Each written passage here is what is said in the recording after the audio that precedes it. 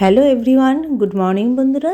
আমি এখান থেকেই এখন ঘড়ির কাঁটায় বাজে সকাল 8:30, আর আমি এখান থেকে ব্লগটি শুরু করলাম। আর আমার নতুন ব্লগে সকল বন্ধুদেরকে স্বাগত আর অনেক অনেক ভালোবাসা। আমি সাধারণত বর বেরিয়ে যাওয়ার পরেই কাজটা শুরু করি। দেখবে বর কাজে যতক্ষণ না বেরোয় ততক্ষণ কিন্তু কাজকর্ম আমাদের সংসারের কাজকর্ম ঠিকঠাকভাবে আগাতে চায় না। আমি সকালে উঠে বাসি কাজ করে তাকে ব্রেকফাস্ট করে দিয়েছি, সে খেয়ে বেরিয়ে গেছে। এবার আমি আমার মতন করে গুছিয়ে সমস্ত কাজ করে ফেলছি। তা ভাবলাম এই জায়গাটা একেবারে একটু পরিষ্কার। যখনই আমার সেভাবে পার্সোনালি কোনো বিশেষ সময় থাকে না, আমার যখনই সময় পাই কাজের ফাঁকে তখনই আমি একটু ঘর দুয়ারগুলো পরিষ্কার করে নিই। হয়তো যেখানে দেখছি ময়লা আছে তখনই সেইভাবে পরিষ্কার করে রাখি। আর পরিষ্কার ঘর কিন্তু দেখতেও ভালো লাগে, আর কাজকর্মে ভীষণ একটা আমাদের সেভাবে এনার্জিও দেয়। মন দেখবে ঘর পরিষ্কার থাকা মনটাও ফ্রেশ থাকা। তাই আমি ঘরের ঝুলগুলো সমস্ত ঝেড়ে নিচ্ছি। ঝুল বেশি হয়ও নি, তা আরেকবার একটু ঝাঁটা দিয়ে নিচ্ছি। আর দেখো সিঁড়িঘরটা সেই ঘরে ঘরে আজি বাংলা আসবে বলে যে পরিষ্কার করে ফেলেছিলাম, তা বড় বললো যে ওগুলো আর নিচে নামাবো না। তা আমারও খুব ভালো হয়েছে, নিচে নামালে বেশ অনেকটা জায়গাও জুড়ে নিয়ে নেয়। আর ঘর পরিষ্কার রাখতেও যেন একটু ভালো লাগে না, ঘরটা অপরিষ্কার থেকে যায়। তা আমার কাছে বেশ ভালো লাগছে, খোলামেলা জায়গা, ঘর ঝাড় দেওয়া মোছা পক্ষে খুব সুবিধা। তা আমি রেলিংটাও একটু পরিষ্কার করে নিচ্ছি। দেখবে আমি রেলিংটার মধ্যে ধরো কিছু জামা ভেজা থাকলো সেগুলো একটুখানি মেলে দিয়ে রাখি। আর দেখবে পরিষ্কার থাকলে কোনো সমস্যাও হয় না। এমনকি বর ধরো গামছাটা হাত মুখ মুছলো, রেখে দিল এখানে, জায়গাটায় জায়গায় রাখলো না। ছেলে মানুষরা দেখবে অতটা গোছানো, আমার বর সেভাবে গুছিয়ে রাখতে পারে না। গুছিয়ে রাখার দায়িত্বটা সম্পূর্ণই আমার, আর মেয়ে থাকলে তো ও করে, দুজনে করি। তা আমি সেইটি দিয়ে পরিষ্কার টরিষ্কার করে চালটাকে একটু নিয়ে ভিজিয়ে রাখলাম। এটা আমার প্রত্যেক দিনেরই কাজ একটা। তো এই জায়গাটা একটু পরিষ্কার করে নিয়ে আমি বেরিয়ে যাব আবার বাজারে। আজকে একটু বাজার যেতে হবে, একটু মাছ নিয়ে আসবো বাজার থেকে। আর বাজার যাওয়া দেখবে মাছ আনতে হয়। নিরামিষের দিনে কিন্তু অত যাওয়ার প্রয়োজন পড়ে না। আর সকালে উঠে আমি কিছুটা জামা কাপড় ভিজিয়ে রেখেছিলাম, সেগুলোকে একটু কাচা ধোয়া করে নিচ্ছি। যেমন আজকে হাফবেলা আমাদের দোকান আছে, আর হাফবেলা বন্ধ আছে দোকানটা। তার সামনেই আবার বিয়ের বাড়ি আছে। তাই বড় বললো যে তাহলে চলো বিকেলবেলা একটু কাঁসাপাড়ার থেকে গিয়ে বিয়ে বাড়িটা একটু কেনাকাটা করে আসি।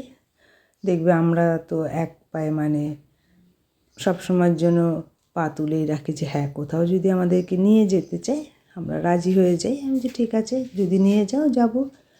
তা দেখো বন্ধুরা, আমি বাজার থেকেও চলে এসেছি। এসে সবার প্রথমে একটুখানি রান্নাটা চাপিয়ে দেবো, কেননা সমস্ত কাঁচা ধোয়া করে গেছিলাম, ওগুলোকে আবার মেলতে হবে। আর এখন ভীষণই রৌদ্র, সাধারণত শুকিয়ে যায়। আর এগুলো কাঁচা বাজারগুলো একটু ঢুকিয়ে রাখি, গুছিয়ে ফ্রিজে রেখে দেব। আর সেই ফাঁকে খুব বেশি রান্না করব না, মাছের ঝোল আর একটু ছোলার ডাল করে নেব। তাই দেখো ছাদে একটু মেলে দিই, আর শুকিয়ে যাবে। যেভাবে রোদ এখন উঠে আকাশে, খুব সুন্দর রোদ হয়। এই রোদটাই কিন্তু আমাদের বড়ি দিলে খুব ভালো হতো, আর এমন সময় দিয়েছি না, কি আর বলবো, খুব খুব ভালো হয়নি। তবু খেয়ে নিতে হচ্ছে, কাউকে দেবার মতনও হয়নি, দিতে গেলে নিজেরই লজ্জা লাগবে।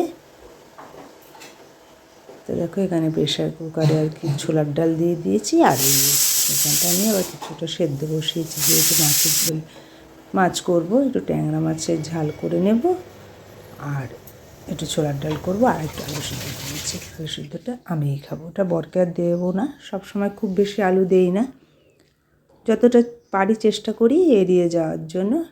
আর এখানে দুটো ডিম সিদ্ধ করে নেব, সকালে খেয়ে নেব দুজনে দুটো। আর এই ট্যাংরা মাছগুলো খেতে ভীষণ ভালো লাগে, একটু বেগুন দিয়ে সামান্য পেঁয়াজ দিয়ে করে নেব। এই মাছটা আবার মেয়ে খুব ভালোবাসে। এই মাছে ডিম হলে খুব বেশি ভালো লাগে। আছে যদিও ডিম সবটাতে নেই, কিছুটাই আছে কিছুটাই নেই। তাই রান্না টান্না করে মাছটা বসিয়ে দিয়ে আমি আর একটু কাজ করব। সেদিনকে আমাদের পায়খানা বাথরুমটা পরিষ্কার করা হয়েছিল, বরেরটা বাকি ছিল।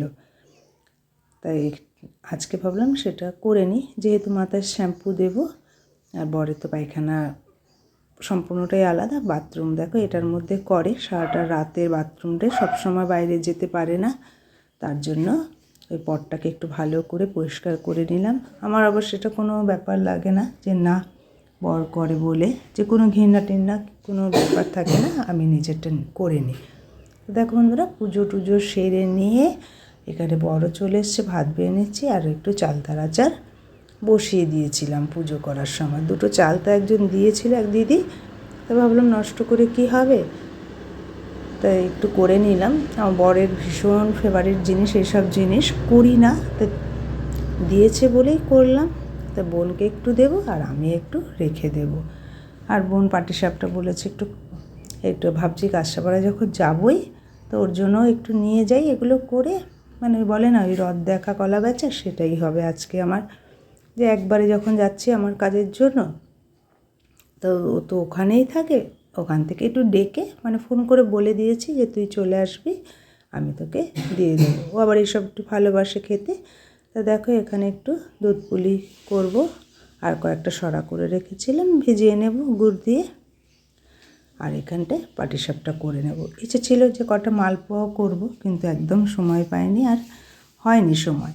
তাই এই জিনিসগুলো দেখো রেডি করে নিলাম, এগুলোকে নিয়ে যাব। তাই দেখো আমরা কাঁচরাপাড়ায় চলে এসেছি। এখান থেকে একটু বিয়েবাড়ির জিনিস কিনবো, মেয়ের একটু শ্যাম্পু কেনার আছে, টুকটাক কেনাকাটা করে আবার বাড়ি ফিরে যাব। তা দেখো বন্ধুরা বাড়িও চলে এসেছি। এই যে মেয়ে বললো মা একটু পাঠাও কম্বলের ছবিটা। তা দেখো এইসব কেনাকাটা, মেয়ের একটা কানের সরস্বতী পুজোয় পড়বে, আর মেয়ের শ্যাম্পু, আর বরের একটু এই যে বর কাঁচরাপাড়ায় গেলে এইসব কিনবেই, আর ভুট্টা ভাজাও কিনেছিল, সেটা খাওয়া হয়ে গেছে। তো বন্ধুরা আশা করছি ভিডিওটি ভালো লেগে থাকবে, চ্যানেলটিকে একটু সাবস্ক্রাইব করে দিয়ে পাশে থাকা অনুরোধ রইল সকল বন্ধুদের কাছে।